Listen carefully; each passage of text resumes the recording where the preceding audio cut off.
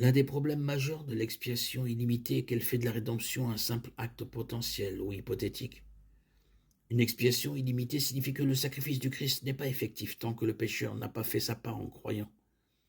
Dans cette optique, la foi du pécheur est le facteur déterminant pour savoir si l'expiation du Christ accomplit réellement quelque chose.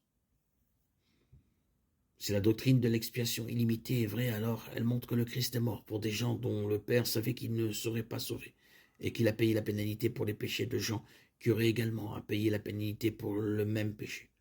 En fait, elle rend Dieu injuste. Soit Dieu punit les gens pour les péchés que le Christ a expiés, soit l'expiation du Christ était en quelque sorte insuffisante, en ce sens qu'elle ne couvre pas suffisamment tous les péchés de ceux pour lesquels il est mort. Le problème avec cette vision devient encore plus clair quand on considère qu'au moment où le Christ est mort sur la croix, il y avait déjà des pécheurs qui étaient morts et qui feront face à la colère de Dieu en enfer pour leurs péchés. En toute logique, il n'y a aucun sens pour Dieu, le Père, de demander à Christ d'expier les péchés de ceux qui souffraient déjà de la colère de Dieu pour leurs péchés. Où est la justice dans le fait de punir Christ pour les péchés de ceux qui étaient déjà punis pour leurs péchés? Encore une fois, cela montre aussi qu'une expiation illimitée ne peut pas être une expiation substitutive.